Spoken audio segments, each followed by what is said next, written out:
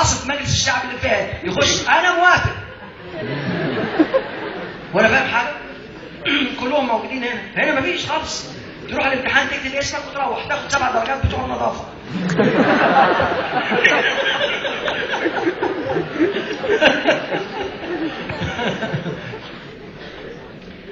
انا قلت هنزل مصر ان شاء الله اما اكون باذن الله بقيت مدير عام اكبر فنادق العالم. فكنت اول مدير عام عربي مصري مسلم ياخد المركز ده في ريجنس سحاب، كنت مدير عام. فنزلت عشان اشرف امي الله يرحمها واشرف بلدي ان انا كنت اول مدير بالمنظر.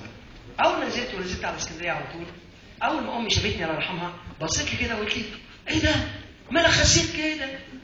بصت لمراتي يخرب بيتك عملت فيه ايه؟ مش قلت لك انت ما بتعرفش تطبخ؟ كنت خد بنت عمك حوله لكن بتطبخ. يمكن ما تعرفش انت فين بس هتاكلك يا حبيبي. بتاكل الجيران. المهم قالت لي خد ده انت اخواتك كده قمر. وشويه لقيت اخويا الاكبر مني دكتور كده صغير كده وداخل ازيك يا انا قلت مين ده؟ اخويا. فين اخويا؟ طلع اخويا من جوه تكلته. انت ما شفتش التاني مهندس قصير كده مفيش سلسله رقبه، يعني سلسله ظهره بقت بالعرض مفيش رقبه، عامل زي السحليه في بيات الشتاء. قلت لها ماما هي دول الاهرامات ممكن اتصور معاهم؟ دخلنا نتعشى. طبعا العيله كلها مجنده عشان تاخر اخوهم ابراهيم الغلبان اللي جاي من كندا ما بياكلوش يا عيني. الانسان الراجل محتاج 2200 سعرات حراريه في اليوم والمراه محتاجه 1800.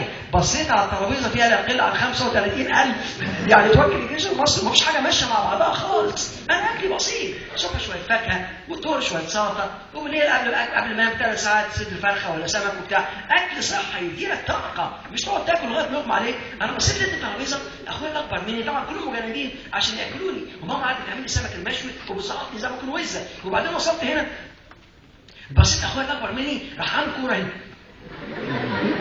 كوره هنا وبيدخل كفتايه رحت ماسكه. هتحطها فين؟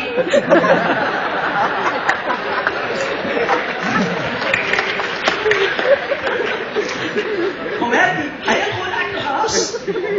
وبعدين اخويا الثاني اللي اصغر مني عمال يصرف يا ابني احنا محتاجين 18 مضغه مع كل اكله. يعني هم واحد قال لي 18 مضغه يا دكتور. طب ما شفتش شغلانه شريف احسن. احنا في مصر هم هي واحده تخش كله. فالمعده تكلم السنان. ممكن اسال حاجه بالنسبه للمخ، هي السنان فين؟ مش لازم ينضخ ولا لازم انا اعمل كل تقويم السنان تحت بقى ولا حاجه. قعدنا ناكل اكل. بصيت انا كنت هموت، انا مش متعود على كده كله، كنت خلاص هخلص يعني. وبعدين بصيت لقيت جوز اختي راح مديني الكفتايه. عمري ما شفت الكفتايه لا بالتخن ده ولا بالكبر ده. بيقول لي خد دي عشان خاطري يا ابراهيم. قلت له والله ما انا قادر هموت. قال لي طب عليا الطلاق ده انت واكلها. عارف اللي هو الكرم ازاي؟ قلت له هات الكفتايه خلي مراتك المجنونه يا مجانين. بعد ما كنا الاكل ده كله داخلين بقى نتفرج على فيلم. تسلم ايدك يا حبيبي ربنا يبعت لك واحده تخرب قصدي تبعت. انا خلاص انسجمنا. خليهم معانا خلاص ماشي. كده كله نتفرج على فيلم هندي. انتوا عارفين الافلام الهنديه الممثلين ماتوا والمخرج مات واللي بيتفرجوا ماتوا وهم عمالين ياكلوا لب وحمص وزان وكاشو واسواقهم الكاشو 94% نسبتهم فيه. يعني احسنهم السوداني 84% هم شغالين لسه واخدين لا يقل عن 50,000. وبعدين فطبعا لما تاكل الاكل كله لقيت جوز اختي الثاني يقول لي انا قاعد. قال لي قلت له مش قادر والله انا قمت رجعت مش قادر. قال لي طب ما تمدد رجلك يا ابراهيم. قلت له انا مبسوط كده ما دخلتش. قال لي مدد. قلت له سمعتك اول مره مش عاوز بقيت متاهب. راح قايم راح شد رجلي راح ممددها. قال لي خد كده احسن. قلت له انت مبسوط؟ طب انا مش مبسوط. بعدين قال لي بقى لسه في بقى الفاكهه والحلو.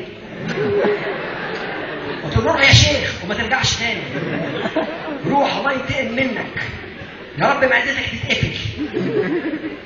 وبصيت المعده نفسها لقيتها عماله تصرخ لان محتاجه 12 ساعه في الهضم، ويا عيني بص تلاقي في اكل تاني نازل.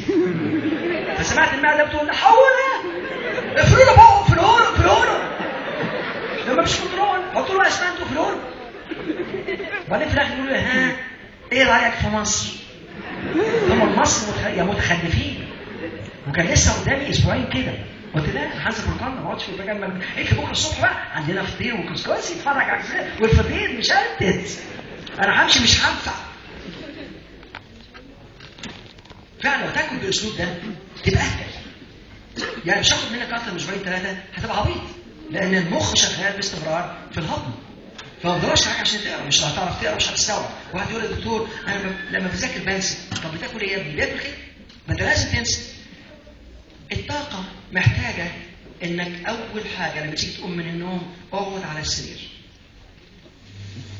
لان الدم بيبقى مسطح، فمعظم السكتات القلبيه بتنفض وتتحرك لان عملت تغيير مفاجئ. يبقى تقعد على السرير ولو للحظه وتاخد نفس طبيعي، ومع الزفير تتحرك على اساس تعمل ايفاكويشن، فبتنظف كرات الدم. وبعدين تاخد شويه ميه تشربها شويه شويه شويه شويه، وبعدين تشد اعصابك وتتحرك في مكانك وتمشي وتجري شويه في مكانك. ده اللي انت بتعمله شويه شويه على اساس يكون عندك طاقه قويه جدا. فالدوافع بتدي لك الطاقه، والاثنين مع بعض لوحدهم مش كفايه، محتاج المهاره.